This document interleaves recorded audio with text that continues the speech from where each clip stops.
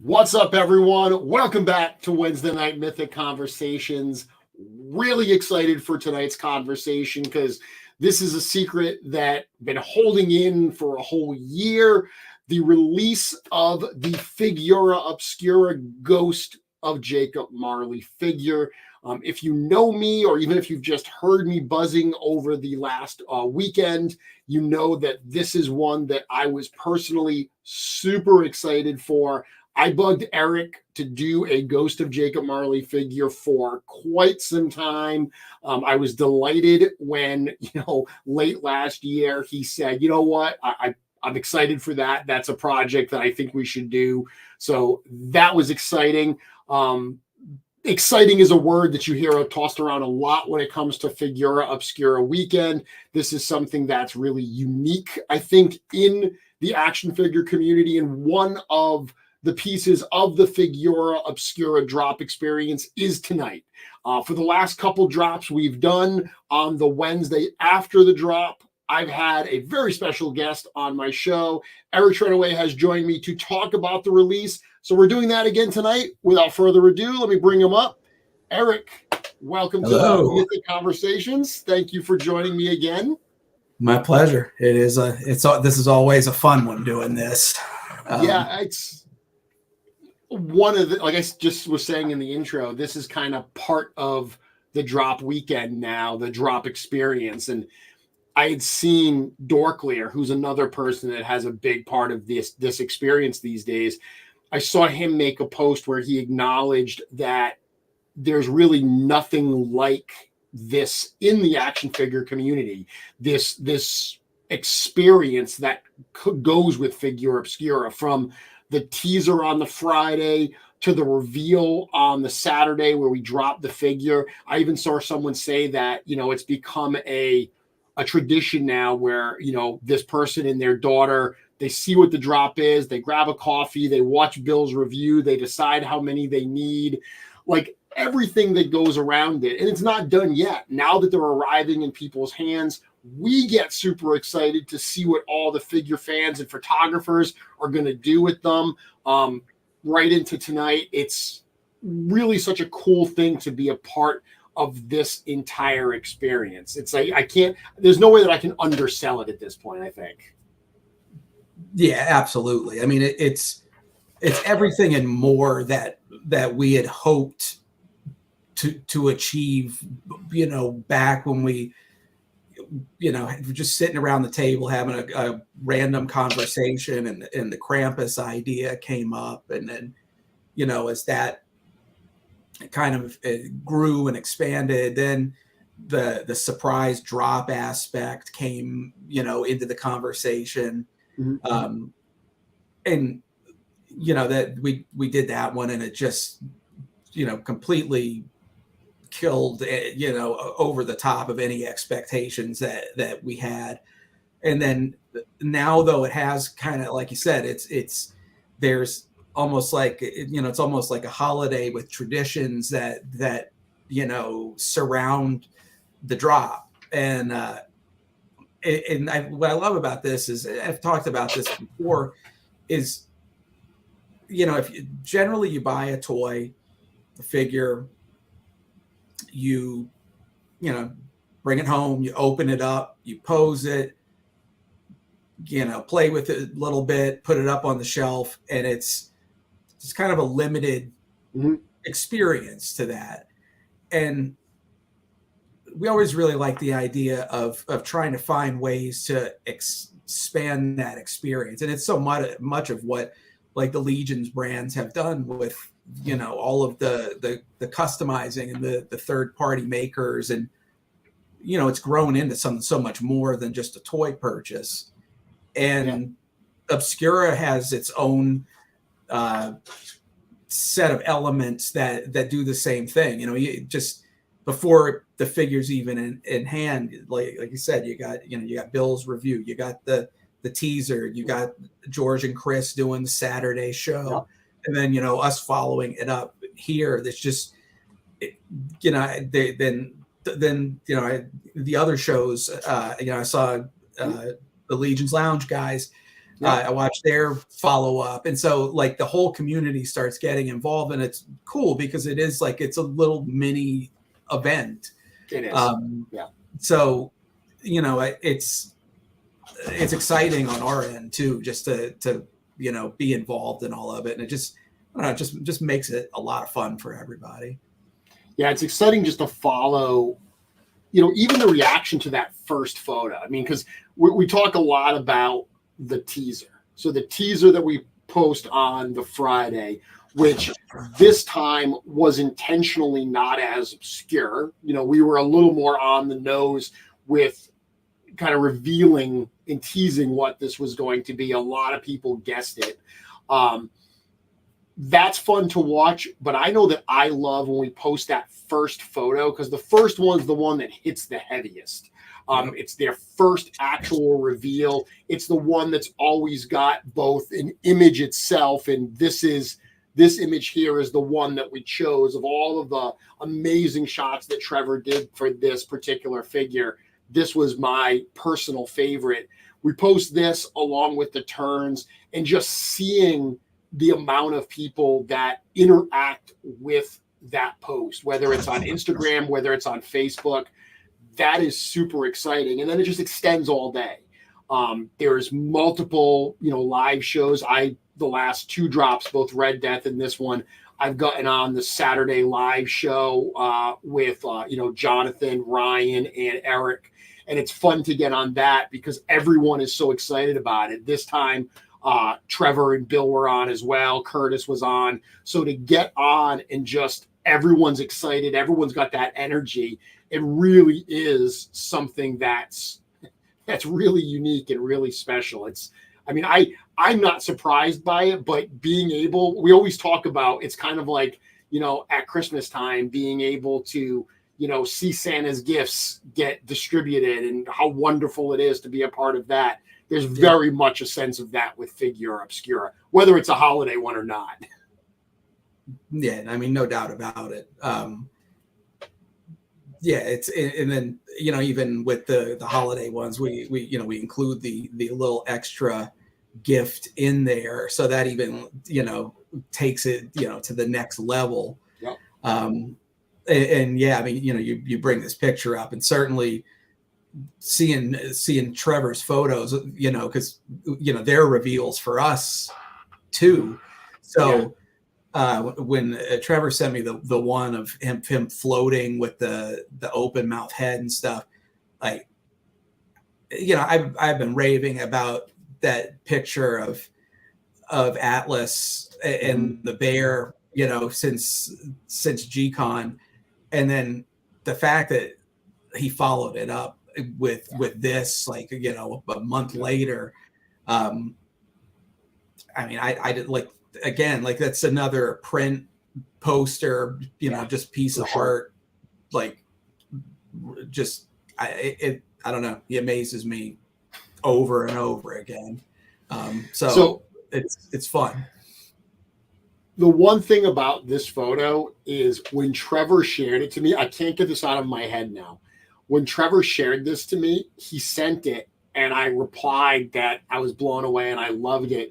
And his response, I know what scene this is. This is the scene where he's interacting with Scrooge. And we talked about this when you designed this head, we talked about, should this head be angry and evil looking, or should it be more mournful? And, we went with the more mournful type look because this is a point in the story where, Marley is distraught that he's not getting through to Ebenezer Scrooge. And, he raises up and he gets very upset. But I remember Trevor trying to tell me what this photo is meant to represent. And he said, this is the point where Ebenezer calls him a potato. And for some reason, every time I see this, I know that he has a name for the photo, but the name in my head is Ebenezer calls Marley or Potato. That's awesome. But yeah, so go ahead. I was going to say that, like, one of the things that I really like about this, and in you know, we may get more into this later in the conversation, but one of the visually, one of the big inspirations for, no, thank you, Trevor. That's awesome. It's so, like, for me, like, again, like, to be able to do this stuff and then see Trevor take it to the next level and bring it to life is just, it's so cool. But with a lot of the visual inspiration for this, because anytime you're doing like a spirit or a ghost, or you know, you're trying to, anything that's not like a solid form, it's the same thing with like water or lightning or anything like that. It gets trickier from the sculpting and rendering standpoint. And so I ended up looking at a lot of the stage representations of Marley, and what they did with the color of the costuming and the way that they painted the face and all that. And then what they did with the lighting, which, you know, you see these stage versions where this, you know, an actor in a costume is right on stage in front of your face, but they're able to create an illusion that's convincing and brings you into the scene. And you know, Sherry did an outstanding job on the paint on this piece, and really just absolutely nailed it, to where it's just so richly modeled that it completely expresses that. Yeah. And then to take it then to the next step and see Trevor shoot it, like, he continued to capture that for me as well. The lighting on this, when I first saw this piece, like, it doesn't look like a photograph of a toy at all. Like, this looks like it could be a scene from a film, or you know, a shot from a stage production. And a lot of that is the way that it's lit in such a, you know, a convincing and dramatic way. It's really cool. Not this photo, the one that I showed previously, this one here. When I showed this to Sarah, she said, "Oh, wow, Nate did an amazing job on that." And I said, "That's not Nate's painting. That's the figure photograph." And she couldn't believe that this was an actual photo of a toy. Yeah, like I said, both of them absolutely blew me away. But some of the stuff that you were talking about was kind of the inspiration behind this particular character. So I'd love to open it up to questions later in the show, but we've got a little while before I want to get there. Let's go back a little bit and let's talk about this. So I jokingly said at the front that this was a figure, we've mentioned it before, that we have a lengthy list of potential Figura Obscura characters that we consider for these different releases. Jacob Marley was one that has been on there since the earliest days. And I'm not ashamed to say that I tend to put him near the top of the list intentionally. This was one that I really wanted to do for a while. I thought that it would make a really cool character. So as I said, when you decided to tackle this, I was thrilled with that. What were your initial thoughts with this character? Like, this is something, you know, I know that you're a big fan of the holiday season as well. So you've experienced Dickens' Christmas Carol in a variety of forms. What was it about this character that appealed to you to make it the next addition to Figura Obscura? You know, like I said, it has been on the list for a long time. And it's one that, you know, I've always known, looking at it, that it's a great candidate for a figure. It has a lot of visual contrast between the ghostly parts and the heaviness of the chains and the safe. and all the the metal that's on the figure. So I always knew that was there. I've even I don't remember if we talked about this before, but like every year, God, for now 20 something years, maybe close to 30 years, I sculpt a Jim ornament every year. And so I've done a Jacob Marley version of Jim before, a tiny Jim as well. So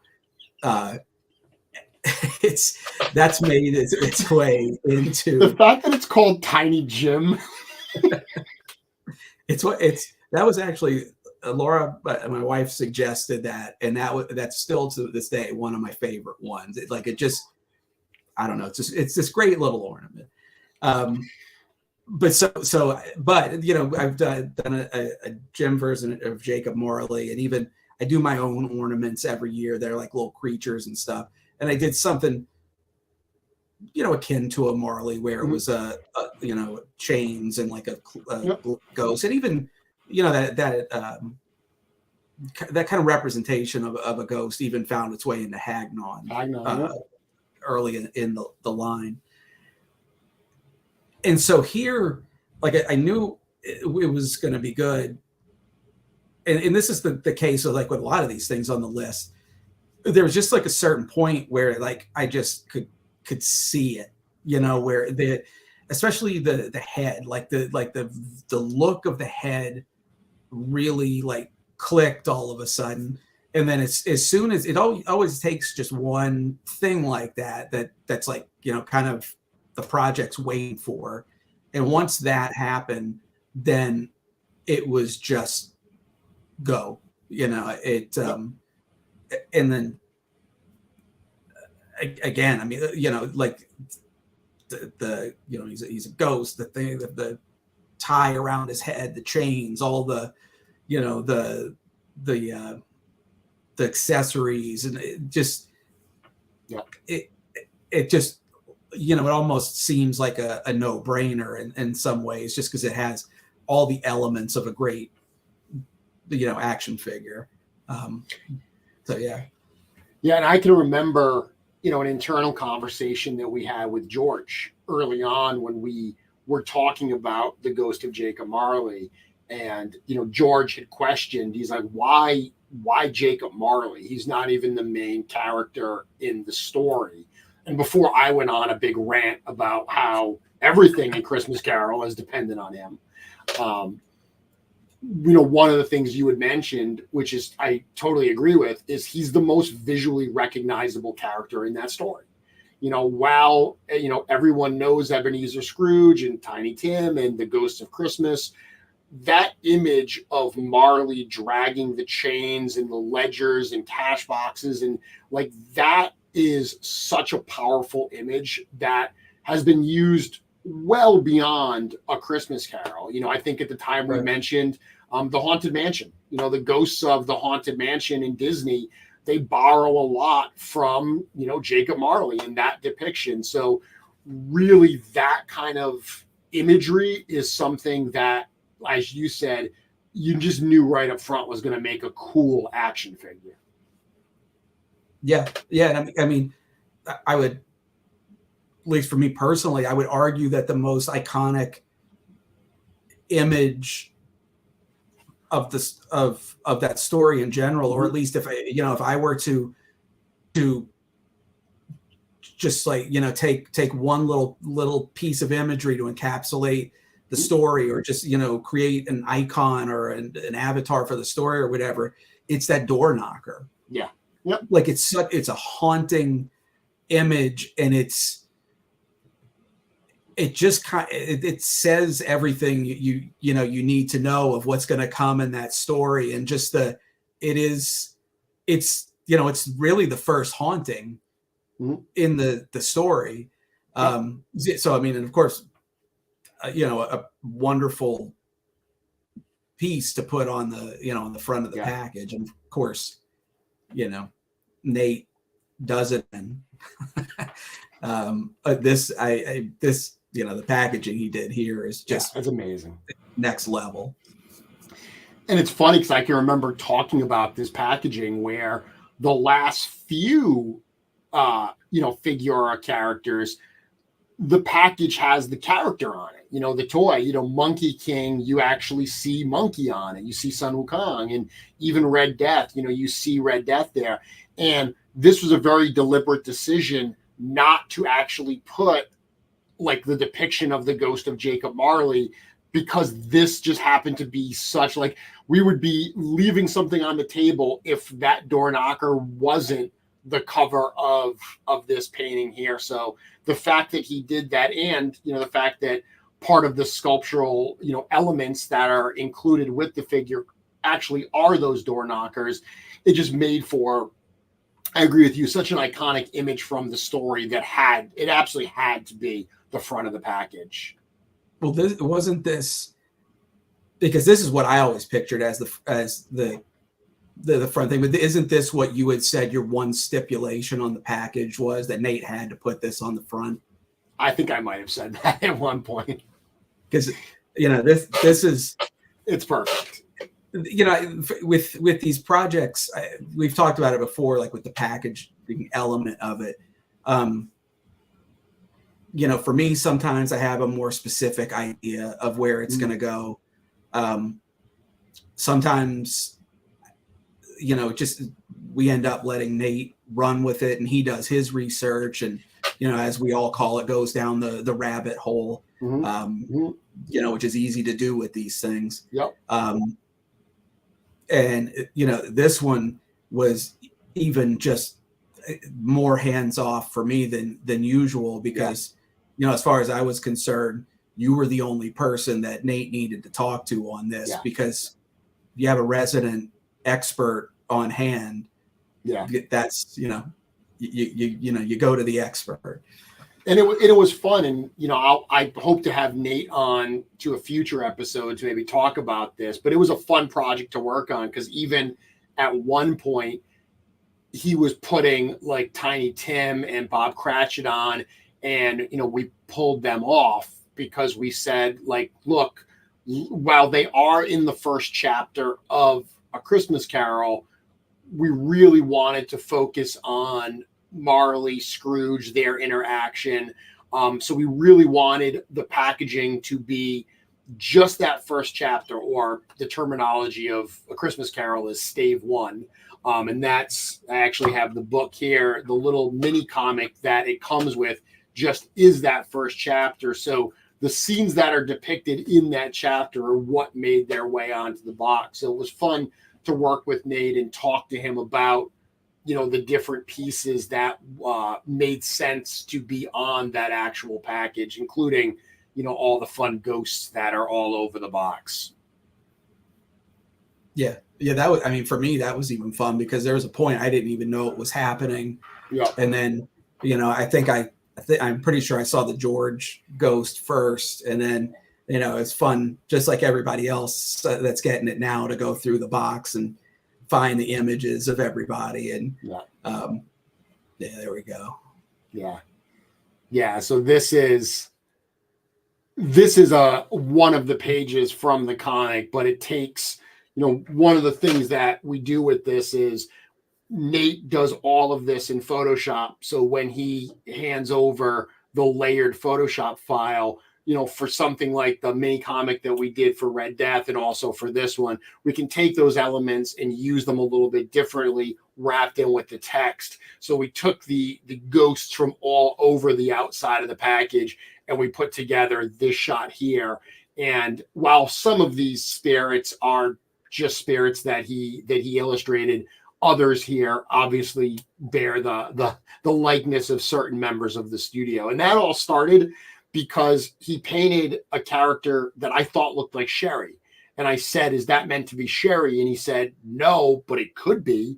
And that's what springboarded into, I want to paint George and Chris and everything. So that ended up being a really fun little aspect, because like you said, we didn't tell George, Chris, or Greg, being part of that reveal during that Mythic weekend, where we got to hand Greg the package and let him discover that art. That was a lot of fun.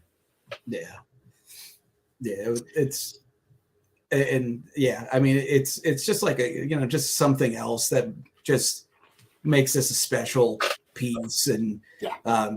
just gives it a deeper story, and Yep. it's really cool. And it's also, I mean, anytime you let Nate just kind of go nuts and have fun with a piece, you get some amazing results out of it. Well, especially I think to a piece like as great as it was, the work he did on Monkey King was incredible. But he's been very clear that he didn't have a connection to that character and that story. He had to do a lot of research to really understand the character. Seeing him work on like Father Christmas last year or this package this year, stories that he's intimately familiar with and he loves, dearly. That's I guess a different kind of special, because you see Nate's passion in everything he does, but when it's something that you're emotionally attached to, there's a little bit of extra love that I think goes into it. Yeah, for sure. And I think it's for me, like looking at Trevor's shots and looking at Nate's art here.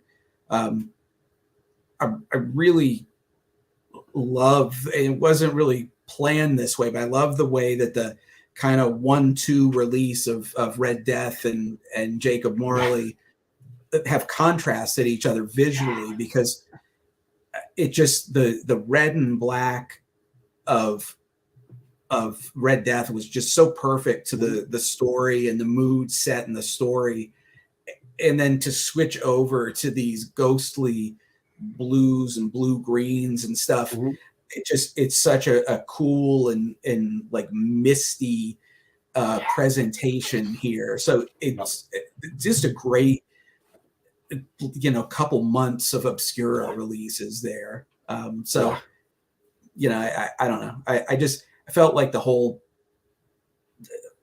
package, as far as like the presentation and the mugs and pins and shirts and all of the the additional pieces, like it just really, the whole package on both of those came out really nicely and like really complemented each other really well.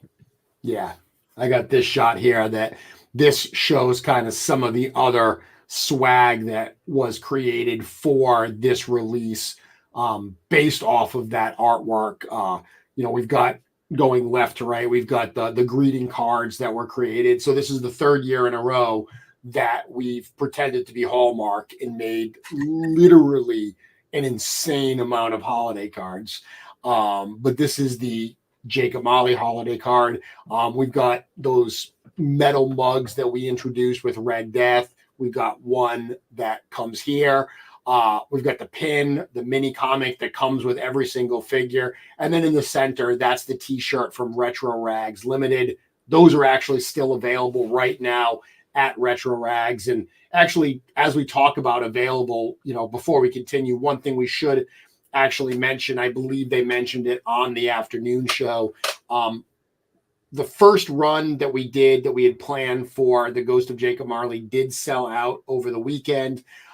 We've had a number of people that have requested, I missed it this weekend. It fell on an off period for me or whatever. So similar to what we did with the Mask of the Red Death, we did reserve some of these. We always reserve some of the Figura drop for the Figura stock, I should say, for future shows and events and stuff like that. So we decided to dip into some of that inventory. So we are going to do another limited drop on the Ghost of Jacob Marley. We're going to put that up this coming Friday, so 2 days from now, starting at 9 a.m.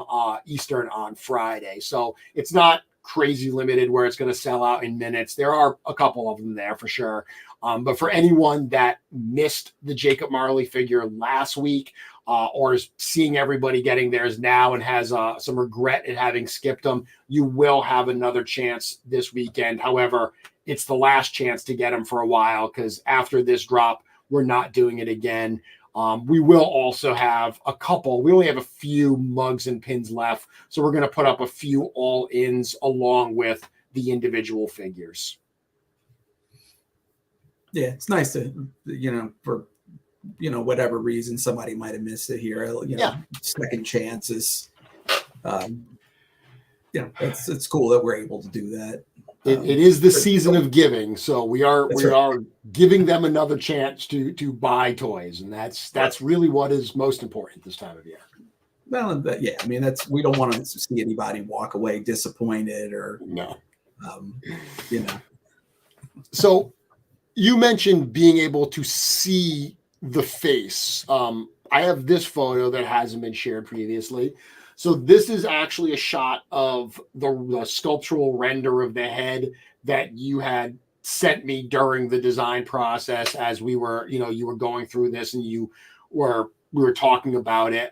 One of the things I love on this that even Bill from Dorklear, who did his review, said he didn't notice until he kind of went back and looked, is the lines on the jaw that bandage that he's got tied around his head that actually holds it. That other head with the jaw out, that is not only meant to be screaming, but that is where that bandage gets untied. The jaw just unhinges and it basically hangs down. So that's what that was meant to show, is that kind of like cut in the jaw, correct? Yeah. Yeah. I mean, part of it, the idea with this is, it's a ghost. He's undead. We wanted to, to take some elements where it's not just a human looking guy that's, white or blue or whatever. Wanted to put a little bit of decay in there and just make it a little, I don't know, unearthly and a little creepier. So it's kind of a little bit of a gruesome detail. But we're never like trying to push it into like the gore zone or anything like that. But it kind of fits the aesthetic of the way we approach the toys. Yeah. One thing that was, because like I said, with this one, both with the packaging and the design of the figure and just the research on it, I definitely relied on your knowledge, and didn't have to start from scratch with a lot of the again, the deep dive, like going down the rabbit hole aspect. But I did do some of that, and it partially just because it is a big part of what makes these great to work on. But when you start going down these little things, I really wanted to start looking more and more into the purpose of the wrap around the head. And there's a couple of schools of thought on why Marley had this, and like it starts going into these debates about how he actually died, which I don't know if they did they say it? They don't say in the book, right? How he dies? Not in A Christmas Carol, no. Okay. Because I guess there was some debate about whether or not he died of like oral cancer. Because the question was whether or not this had to do with, I mean, crazy stuff, but like, being at like a, more of an aristocratic, wealthier character, that, he would have been a smoker of some sort. And that, that means he would have had to have had potentially had teeth pulled. And then back in that time, like dental care not being what it is today, that could lead to infection and then all this other stuff. So it was just very interesting, like going down that deep dive. It's interesting. I mean, more the more common idea is that just that corpses at the time had that wrap around the head to keep the mouth closed. But all of it, just like that's what makes this stuff fun, and just put you into the you put you into the era, and you're looking at the era of clothing and technologies and things like that. And I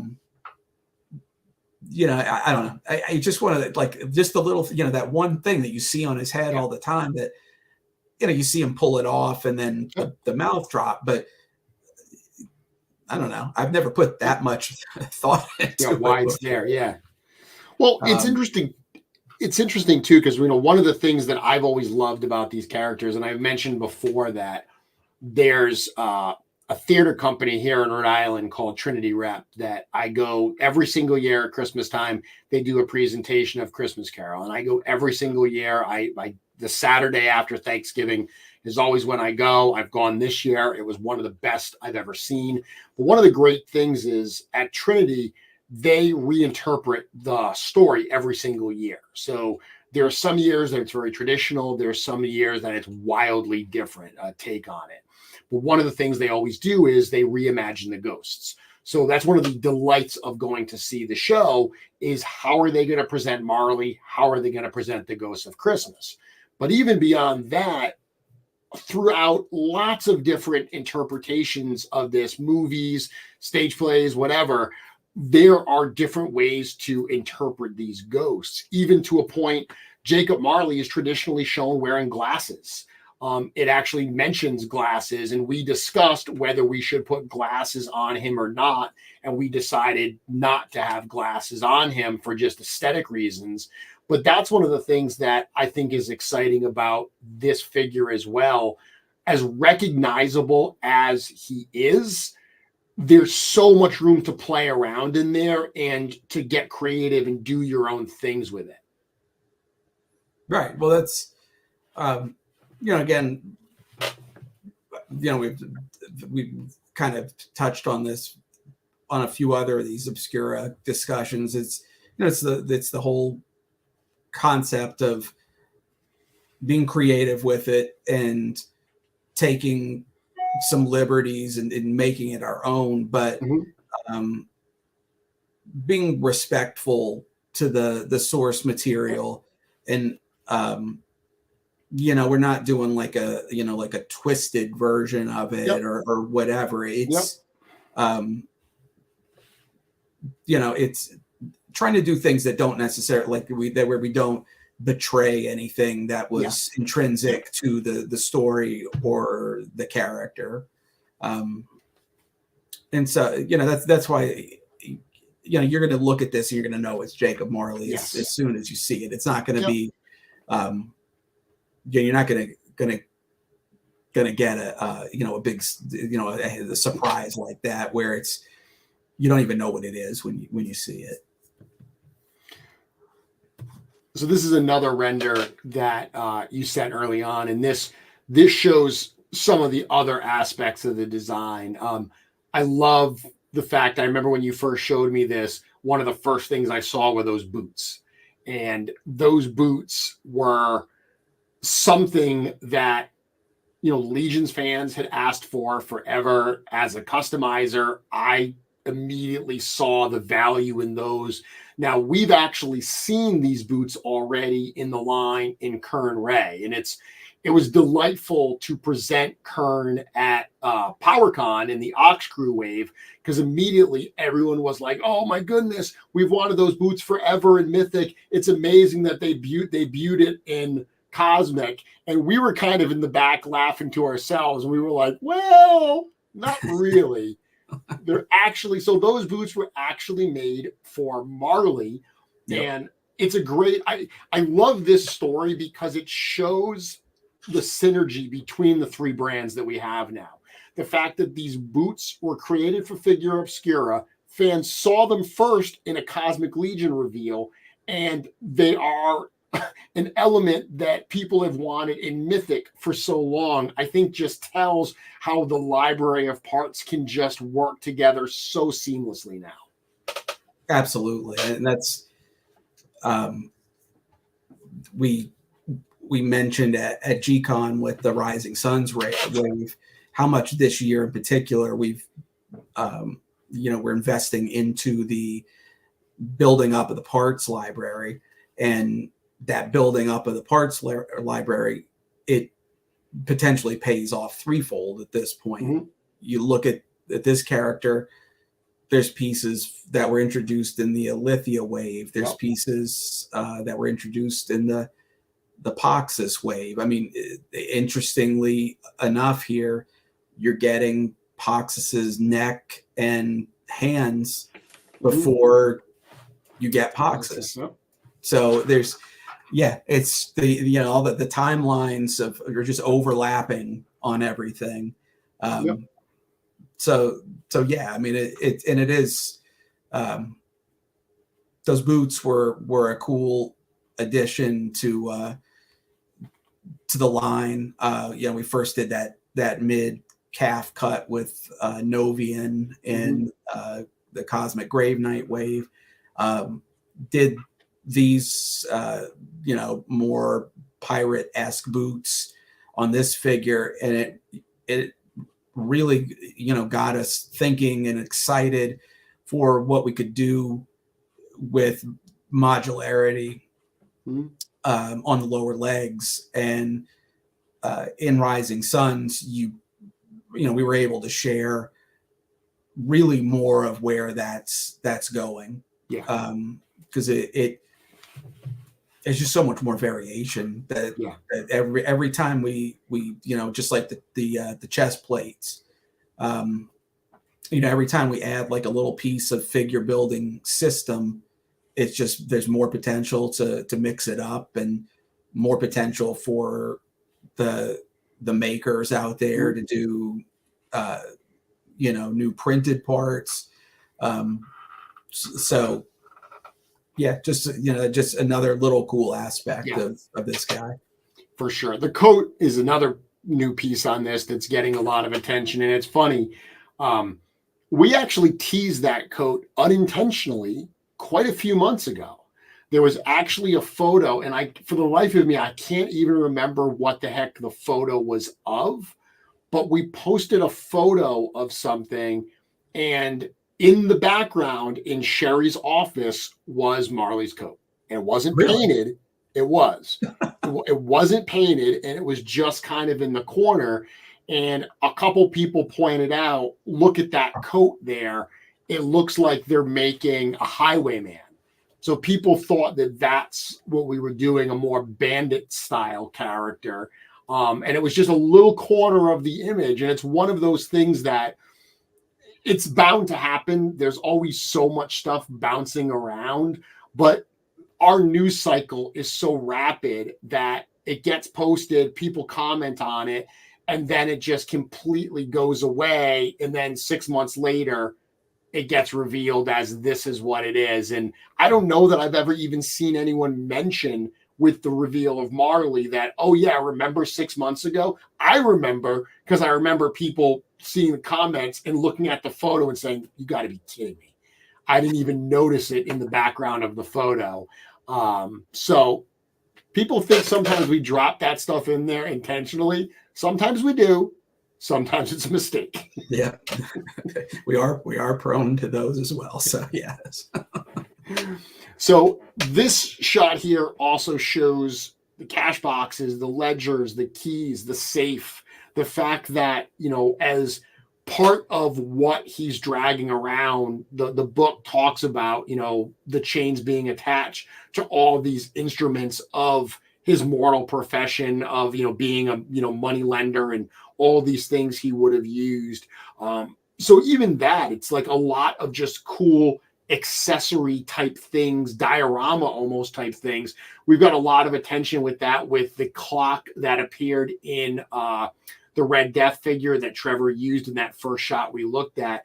These aren't as large. The safe is a pretty large piece, but this is yet another cool thing that works really well, I think, for this figure, that adds just fun accessory type items that I can see, different figure fans using in a variety of ways. For sure. I mean, I've said a few times now, like, I love this stuff. Like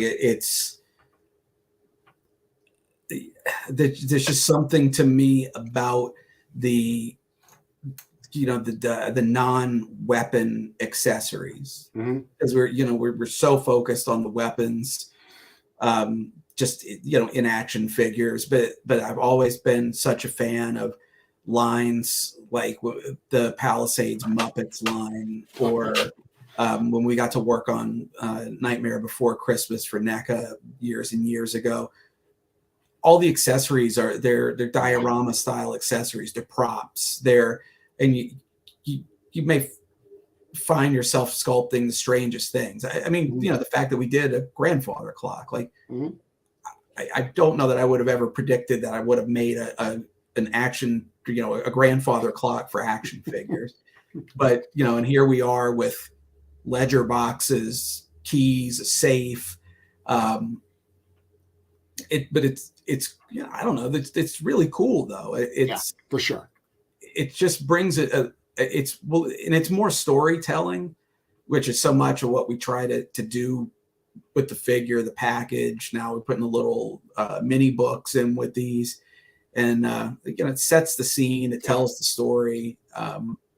So yeah, like this is and Figura really lends itself For sure. to this as well. So it's a lot of fun doing these. So it's funny, I can't turn my camera, but in this part of my toy room, I literally have one Detolf hair of Palisades Muppets and one Detolf hair of NECA Nightmare Before Christmas. So I got both. And between those, I have my Memory Lane Peanuts figures mixed in with like NECA Harry Potter and Nightmare James and the Giant Peach. So nice. Two of those right here, as you would mention them. I was looking at all the accessories on all those figures. Yeah. Even like I don't know, you think about the Memory Lane stuff, like there was that Rudolph line, and that stuff. Same thing, like you got the island of misfit toys toys in it, and Santa's throne and stuff like that. Yep. Like just cool stuff. Oh, absolutely. Yeah, it's just whether it's the display aspect of it, just having those little pieces, because some of the accessories they come with too were just random little things from one scene in the holiday special. But the fact that they thought enough to pack it in, I always love that stuff. Yeah. So speaking of accessories, this is a shot Trevor took that really shows the whole build, where you've got everything hanging off the character, the two different door knockers, the two heads, the hands, even the extra keys. So it does come with a bag of extra keys as well. That was a fun little Easter egg we threw in early on as well with this, was while you sculpted a number of new keys to attach to those chains, the fact that one of those keys had to be the Figura Obscura key was a fun little nod to throw onto this figure. That I think that if you are a new addition to Figura Obscura, if you're coming in and this is like the first one you've gotten, you're not even going to look twice at that. But for the fans that have been with us for a while that know Figura Obscura drops, seeing that little key as one of the keys attached to them, I think is a really fun addition. Yeah. I mean, you couldn't be more of a perfect synergy there. Had to do that. Absolutely had to there. So I love looking at this photo. It really shows you what you get. One thing that I'm curious about was the harness. So again, we've seen a number of different depictions in film and so forth of Marley. Sometimes the chains are wrapped around him. Sometimes he's just holding them. You elected to actually attach all of them to a harness that he wears. What was your kind of thought process behind that addition? It was a combination of things. One was just the aesthetic of it. It just had something that was like a little bit, I don't know, it's just kind of like a badass quality to it. It just was like, he's in this, gentleman's finest apparel. And so putting something like this that's got a little bit more of like a violence attached to it, just the restraint of it, and it's it brings a little bit of darkness to that costuming on the character. And so I mean, certainly I felt it just thematically and aesthetically fit really well. But then it also served a practical purpose as well, because I didn't want to give people a figure and just a bag of chains that they just have to start wrapping around a figure. So it like it, you know, again, so it gives everything a place, and it brings a structure to it. There's still a chaos to it, very much so, especially when you see some of the photos that we've been seeing with it. Bill Dorklair's video, I absolutely love the pose that he has him in on the turntable, to the point where I showed it to Diego, and that's how we have our Marley set up at the shop now. Is this the one where he's like dragging it behind him? Yeah. Yep. Yep. Gorgeous. And like, it just, that pose, it brings all the weight to it, and just, you can feel it. Yeah. But you know, even though that there's that structure that's built in with the harness, when you start seeing all those chains, like, you know, kind of you know, start to cluster together, and all of those the pieces just dragging behind them and stuff. Yep. It I don't know, for me it was a good balance, but you know, between form and function, and you know, just theming. So I mentioned a few minutes ago that we're going to do another drop on this figure starting Friday. This is the photo that I'm using for that drop. Nice. So it's literally, I'm borrowing Bill's photo. This will be the Instagram post we make tomorrow, because I felt the same thing when I saw that photo. And just like you said, the weight of, you physically can see him pulling on that safe. I loved how it came out. Yeah. And that's you know, that's one of the things that's always so cool for us is, you know, I probably had a certain look or you know, pose that I could have seen this guy in, and then, you know, again, Trevor sends his photos, and like, he finds, you know, these poses and looks, it's like, oh man, like that's a different way of seeing it. It's so cool. And then, you know, seeing Bill do that pose in his video, and then, you know, when we start seeing these, when they get into collectors' hands and they start shooting them themselves, and you know, I know you've been doing those posts lately where we start showcasing those. It's just, it's so cool to just see the you know, the variety of creativity and vision that's out there. That you know, this is a piece that I spent hours and hours and hours thinking about, and working on, and then just to see it you know, taken in you know, a different shown in a different way, or doing something different, like I don't know, it's really cool. Like, it's for a sure. unique position to be in, and it's I don't know, it's fantastic. For sure. I'll tell you one of the things that I love about this, and this was a surprise for me, as involved as I was in, you know, early stages of this, you know, figure, and talking, you know, to you about some of your questions. I didn't see the character with the chains on until somewhat recently, actually. And I remember there was a point where on Joe's desk, he had all different kinds of chain, all different lengths, and you know, the kinds of link sizes and stuff. And I remember asking, you know, which one are we using? And the answer I was told was, we're not sure yet. We're sending these to the factory to see what they can do with them. And what I love when I actually got the figure in hand is the choice that was made for the chain size was all of them. So there's not one consistent chain on this. So unlike, you mentioned Hagnon earlier, unlike the Hagnon chains, which are one consistent, if not length of chain, the links are the same on the few chains, the 2 chains Hagnon comes with. I love how this particular character, first off, the chains are like gritty, like the chains feel old and worn, but there's also so many different kinds of link sizes that visually it just adds so much once it's on display. Because when you put this character out, whether you put him on 2 feet, whether you use like a flight stand and have him kind of hovering, these chains just hang off him. And that harness provides structure, but there's so much flexibility in how you position the chains. Do you wrap it over the arms? Do you just let them hang straight down? From a posing standpoint, this is the type of thing that you could spend hours just trying little different tweaks to get the perfect pose that you're going to want for your display case with this. Yeah, I was, it's funny because I was in a bit of the same position as you on this, because all the pieces were painted. We had it trade up.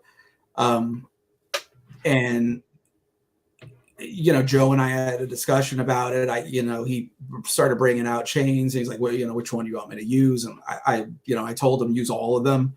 Because again, if he's being, I think it would actually look very off if they were all the same chains. He's got different things attached to him, and it just, again, it tells there's more it tells more of a story if he's these look like they were attached to him at different points in time, or for different reasons, or what have you. And I don't remember, I was out of the office for a bit, so Joe did it. I think he may have even done the washes on the chains and stuff like that, but he picked where everything went and all that. Which, that's one of the great things about having Joe at the shop, because he understands this and he's used to customizing and assembling and stuff like that. So, and working with materials like this. So, I knew I could fully trust him with it, and it was in great hands. But I don't think I saw this with the chains on it until it was a production, like a pre-production piece, like in a box. And so again, for not normally getting to see the reveals, man, when that thing showed up, it was just so cool seeing it all together, and it really with the vision complete. So it was, I don't know. It was really exciting to see it together and get that look for the first time. Agreed. There was a question, someone asking about the stock, whether, the stock from the sale that we just had, they mentioned that they saw numbers go down, whether that's the stock. No, that was just sales. The stock that we pull aside when we do the sale, we reserve some actual stock that we know we're going to want to use down the road. So doing a drop like this, it just takes away from some of those future sales. So, realistically, we will have these at shows in the future. I don't know which ones, but we're going to be putting some of the stuff that was for shows in this coming sale drop. So I always tell people, you get it online, you're guaranteed to get it. If you wait for a show, you're not guaranteed they will be there, or they won't be sold out by the time you get to the table. So that'll hopefully help you make your decision. And Joe confirming, he says, yes, he rusted all the chains and made sure the thickest chain was on the safe. Nice. He's very appropriate. That's why that's why Joe does what he does. That's the type of care he puts into it. And this is a good shot too, seeing the back of Marley, so you can see how all those chains attach to the back of the harness. But one of the cool things for this was we also asked Trevor to shoot Marley without the harness on, so people could actually see what those underlying parts are. Because, I think one of the things that's important with these figures is the job is to create the best possible Jacob Marley that you can. You know, you're not throwing parts onto this figure saying, well, if I use this, then down the road, if we want to do a pirate, I will have the parts. That's never the intention. But building out the part library and knowing that these pieces are going to have some future use, whether it's for figures we create officially in the line, or whether it's something that the fan base and the customizers are going to be excited to get and pick apart and use. That's just kind of an added bonus on top of it. That's part of the Legion's magic that I think we've got going here. So this is a very cool figure. And, you know, we talked about this with Monkey King earlier this year. We talked about this with Red Death. We are seeing the success and the support that Figura Obscura gets really be reinvested in these figures. This is a figure that's got a fair amount of brand new parts being introduced here. And really a lot of these are parts that kind of have a different look in a different, you know, era, I guess, than we've traditionally seen in the Mythic Legions line with that coat and those cuffs and everything. So getting some of that here is one of the things I've heard fans really, really excited for, above and beyond the coolness of the figure itself. Oh, I saw Trevor's. Yes. There. And I made it a point when a number of people were saying that, you know, oh, these are going to be used on a Blackbeard-like pirate. I made it a point to make a comment and say, there will be pirates in Mythos, but they're not going to look like Jack Sparrow and Blackbeard. So if that's what you're waiting for, this figure is as close as you're probably going to get. Get this figure and go to town and paint it up, and you can have your traditional bottle of rum pirate, because those type of pirates are not sailing the seas of Mythos. Right. Yeah. I mean, if you saw it anywhere, Figura would be a better shot. But I mean, who knows? You might see this in Cosmerium before you would in Mythos. That's not a hint. Just, it's just a, but I have to say that I did see. I think it was on Legion's Lounge. I've been catching up on a lot of shows this week, so I can't swear to it, but I'm pretty sure it was on there where they took the coat and put it on a dwarf, and that looked extremely cool. So, yeah, you know, who knows what the future will hold? You know, that was like that one I would have never thought of, and that was a surprisingly cool piece. Well, so yeah. All the dwarf fans thought of it. One of the first messages I got was from Anthony Hauseal asking if the coat was too long to fit on a dwarf stature. And actually, I took a photo of it and sent it to him. I didn't even realize, I hadn't caught up on Legion's Lounge yet. I didn't realize that they had done it on the lounge already. So yes, that information got out there. The dwarf fans were sure to make sure. That's one of their first questions is, which of these parts work on dwarves? They need to know that. So looking at these photos here, I'm trying to see which ones we haven't shown yet. Even this one. So we looked at the photo of the outside of the package. Even when Trevor sent this photo here that showed the figure in the package, this is one of the first ones he shot. Actually, the first photos Trevor sent were the packaging stuff, because obviously he took those before he opened the package. So this was really the first like figure photo I saw from Trevor, and it really set the stage for me of how special these shots were going to be. Yeah, I mean it's like a full scale art photo of the packaging. Like, who does that? Yeah, very cool. I mean, it really. It, like you said, it just does set the stage. If this is the first piece that you see, and just with the environment and the misty, smoky atmosphere of it, yeah, I mean, you know what you're getting into before Yeah. the even get inside the package.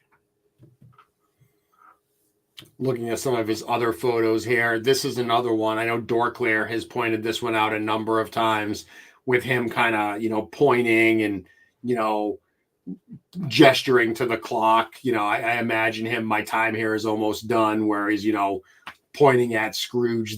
This would be the scene right before he beckons him over to the window and lifts the sill to show him all the other tortured spirits that are floating around outside. So yeah, again, just absolutely wonderfully setting the stage. And this is a one, unlike that first one, which is very heavily the chains. That first one, even the one where he's hovering, it's so much about the chains. This is one I love because the chains almost take a bit of a back seat here, and the character's face and just the blues really kind of come to the forefront and give a little bit of a different feel of this character, but one just is equally as powerful as the others we've looked at. And I do, you mentioned it before, I do love that he was able to use the Red Death clock in here. I like that we're producing props that can populate photos for our own, for future products. It's pretty cool. It is. I wouldn't, I mean, cool. I never would have thought of that either. Like, it just, I don't know, just really cool. Yeah. Again, well, it goes to what we were just saying. That clock wasn't created saying, oh, this is going to be something that is going to have life across these other figures. It's a prop that was essential for the Mask of the Red Death photo. So it's really exciting when parts can be created for a very specific purpose, and whether we find use for them or, more and more, the photographers and the fans and the customizers, they're finding wonderful ways to use those parts in their creations and their artwork and so forth. Definitely. Yeah. So before we open it up to questions, I'm curious, we've mentioned there's a number of versions of the story. Curious if you have a favorite version of Christmas Carol. And the second question I would ask is, were there any versions that I know you mentioned that you talked to me quite a bit during this, but were there any versions that you checked out or you referenced during your creation of the Ghost of Jacob Marley figure? As far as the referencing, like I said, I looked at a lot of the stage stuff. Mm-hmm. Because a lot of the movie takes are very specific, and kind of very proprietary to the movie itself. So I looked at a lot of the stage stuff and tried to read the description, as rely on the book itself as much as possible. So because this is a situation, I don't want it to look like, I don't want somebody to say, that looks like the Patrick Stewart version or what have you. As far as versions that I like, I do, much like you spoke about with the production that you go see every year, I do like to see the different versions of it, because we all know the story. We've known it since, we were children. So it's fun to see the different versions of it. As far as some of my favorites, Scrooged is a very, that's really a classic take on it at this point. I know George's favorite, and it's one I like a lot. I do think the Muppets version is spectacular. Twice the Marleys for your money in that one. That's right. The Disney one, it's, even though it's Mickey Mouse and stuff, it's still surprisingly good. And I have to say, one that I actually enjoyed a lot, which is a newer one, is the FX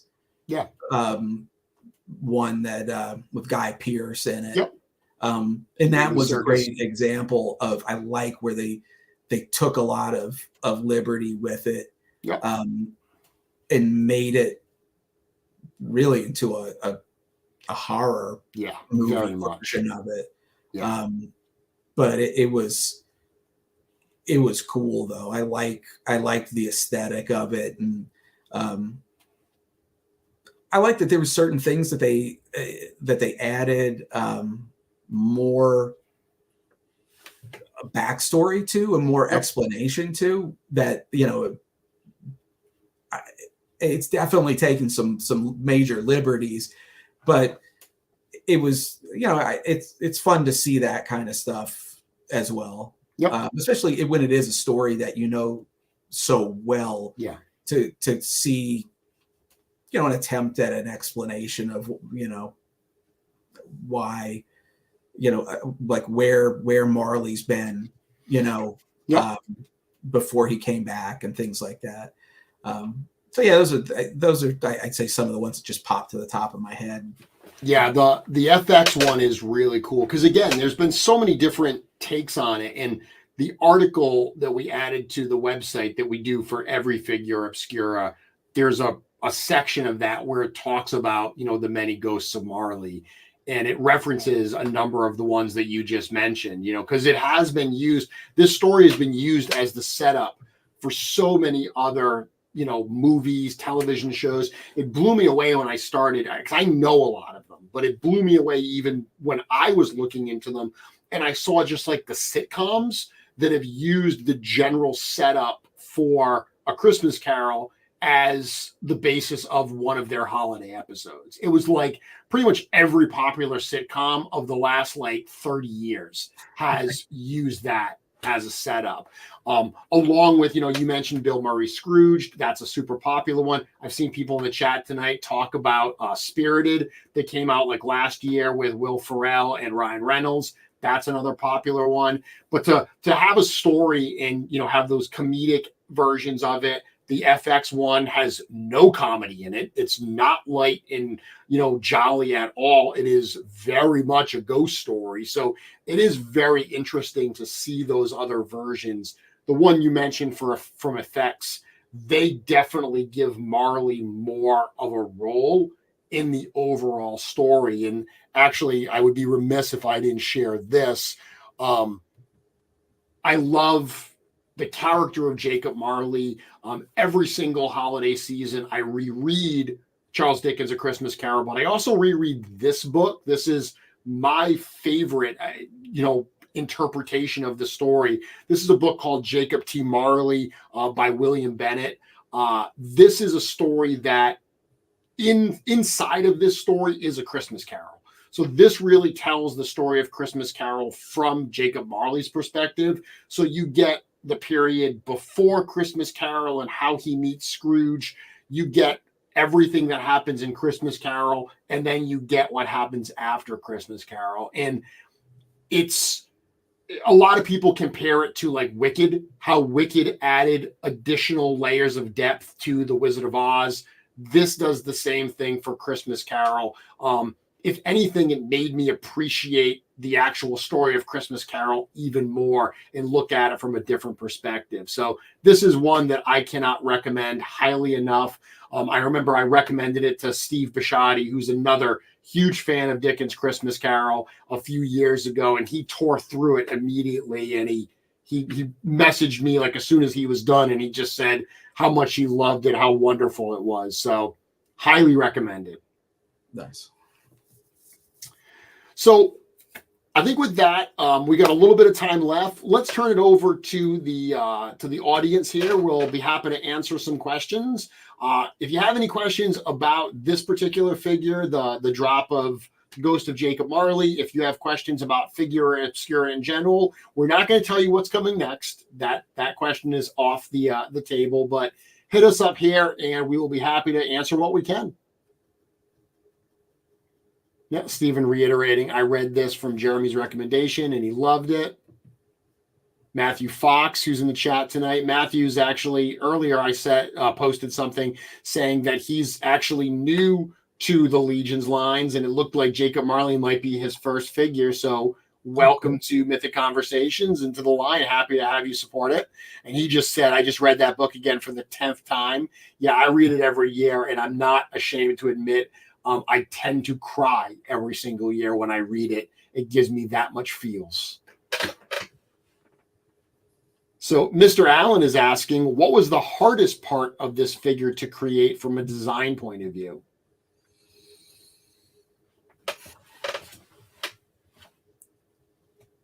I think, it actually might have ended up being the harness, because the rest of it is somewhat straightforward.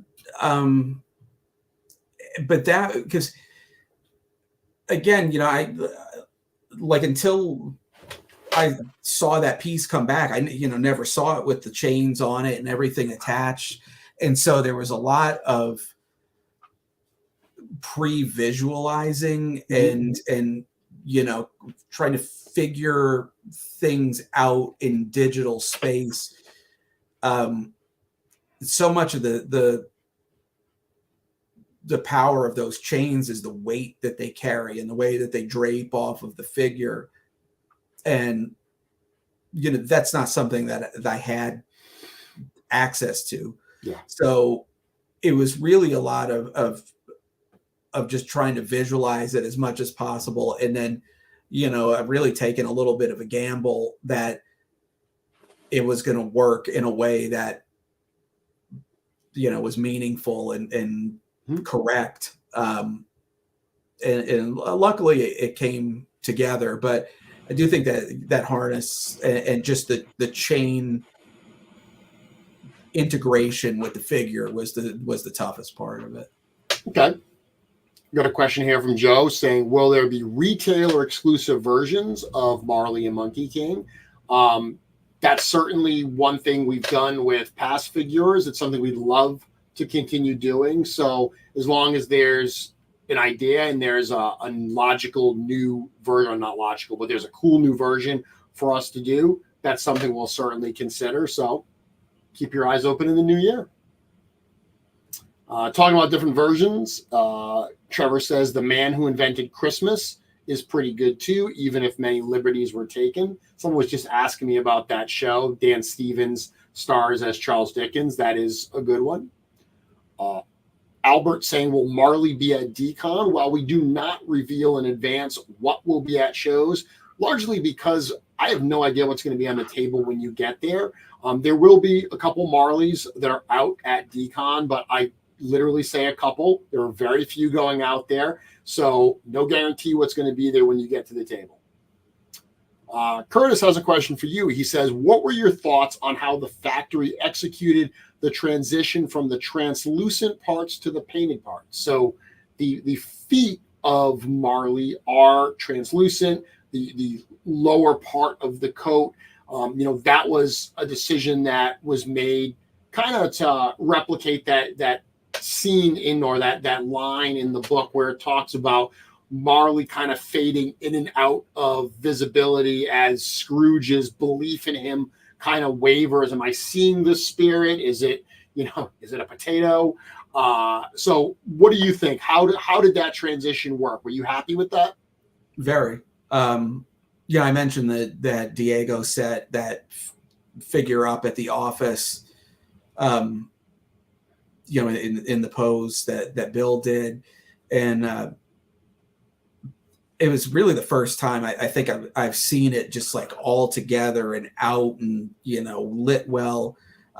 Just in general, the factory execution on the figure and particularly the paint, I'm extremely happy with, because I was so happy with what Sherry did on it, and they really did a nice job translating it over. And there's a lot of drama to the paint, even though it's a very monochromatic paint scheme, but it's very modeled, and there's just a lot of depth to it for something that, again, it's pretty simplistic as far as the coloration goes.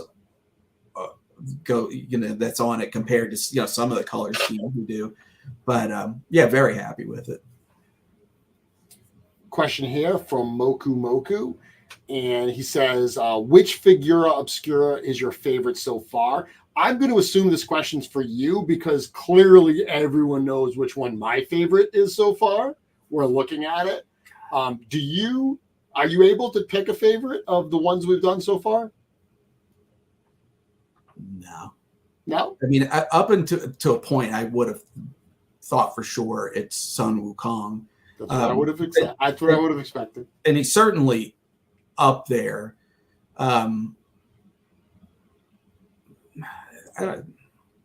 It's tough, but he's definitely a good contender. But I do like the way these last two have come out quite a bit. I feel like with these three, I feel like the line's starting to find its identity pretty well and kind of hit a bit of a stride. Red Death is a very, where Sun Wukong is full of texture and color, detail and everything. Red Death is a very minimalistic looking character. I mean, it's essentially a robe and a mask and a hand, like in its simplest form. But I really was just so happy with the way that came out as well. And then this one, so again, just like I said, with seeing it come out as a figure out of that package and stuff, I just very happy with the way it came out. And plus, you got a little holiday magic on that one too, so that doesn't hurt. This is one because the harness is not packed on him in the package. So someone did ask earlier over here. Joe asked, "Do you need needle-nose pliers to remove or reattach any of the chains?" So if you don't need to attach any of the chains, they all come already on the harness. So if you did want to remove them for whatever reason to reconfigure them or something, you're going to have to, separate those links the way you would with any kind of jewelry. But just to use it the way it's intended, you don't need to remove or attach any of the chains. They're already done. And I say that because I loved when I first opened this figure, you open the package and he doesn't have the harness on him. And as cool as it looks, the minute that you pop those arms off, I shot a video on how to do this. You pop the arms off, you slide that harness on and you put that stuff back on. The figure completely gets transformed by that accessory. Like the minute you add those chains to it, it's got just literally a different weight in your hand as you're feeling. So I absolutely love the way that came out. And I agree, this year's Figura Obscuras have been so strong, very literary focused. And that was not intentional. At no point did we sit down and say, hey, we really want to dig into literature this year. The characters were just chosen almost in a vacuum a little bit. Like they were chosen as three individual characters. And I think it wasn't until we were really into Marley where we realized, oh, wow, all three of these figures actually have a literary connection this year. So that was kind of a fun little, realization as well for the 2023 Figura Obscuras. Couple questions here. So I like this one. And this is kind of twofold. We got two questions here. So Hedgehog is saying, were there any parts of this figure or release that almost didn't make it in or didn't make it in? And then Joe is saying, we never got around to wiring those chains up, but enough you could do at home. That is something that we had discussed, is actually wiring the chains. And I think it kind of proved to be a little impractical with the heavy cash boxes on it. That was something that even if we would have wired it, the gauge probably would have had to have been so significant to actually hold some of those up, because they do have a bit of a weight to them. So I think that would probably be an answer that we could offer about an item that really that we discussed that ended up not making it into the final release. Yeah, I think that's the only thing that we discussed that did. We did go, pretty all out on it. But we did discuss that. We had seen the Mezco flail that came with the Conan figure, and it was really cool. But yeah, like you mentioned, one is just the weight of some of these pieces, and two is the fact that he's got 30 chains with him, or, however many we put in there. So that's also a lot of hand wiring to be done on chains in production, which, could have turned into a disaster. Yep. So let's see. Question here.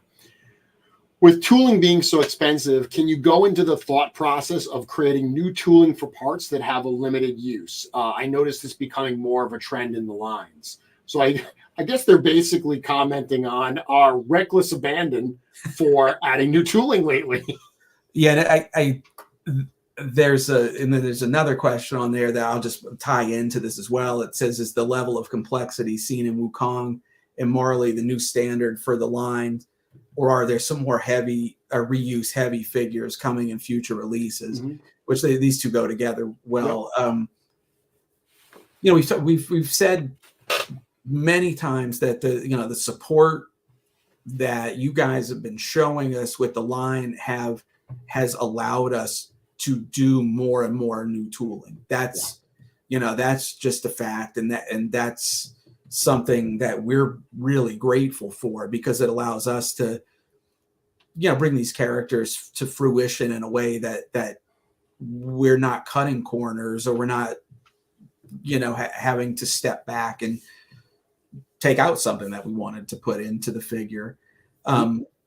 With that being said, the more of these parts that we're creating, you're definitely going to see these over and again in different figures coming up. There will be heavy parts reuse type figures. We use the Sun Wukong parts in the Rising Sun wave, pretty heavily in that wave. And so, for years and years, the standard for the line was to reuse parts again and again and again for wave after wave. And it's kind of slowly transitioned into this new tooling bonanza that we've been doing lately. And so now our fear sometimes is that if we do a figure where we're doing some heavier reuse, can we even go back to that, or are people going to be disappointed? So we've almost dug ourselves into a hole with that. But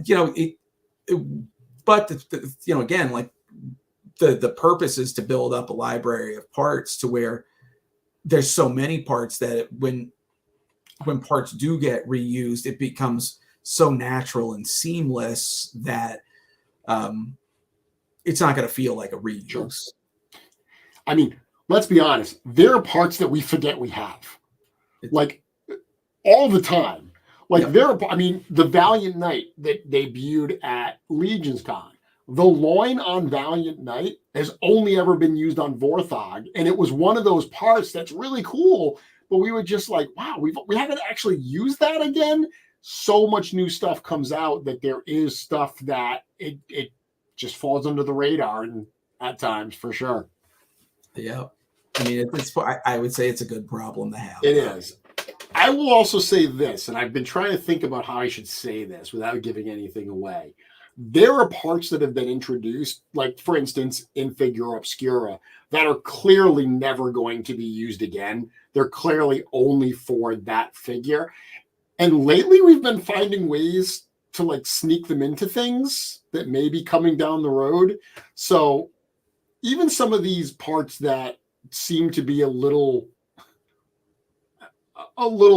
crazy that we're adding them in and that we're spending money on tooling, they're finding life in future releases. So, well, a great example of that is we did the gourd with Walter on Sun Wukong, and it's like, okay, well, it's part of it's in the text, it's part of his costuming.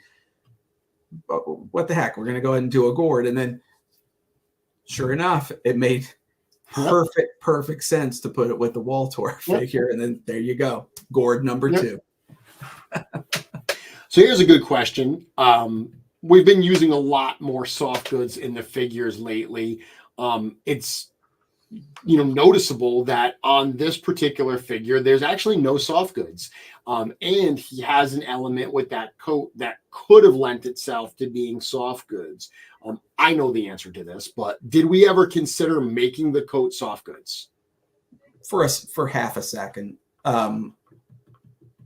It certainly could have been cool, but in this particular case, for the effect that we were looking for, having a consistent paint application across the figure just kept the look and the illusion consistent.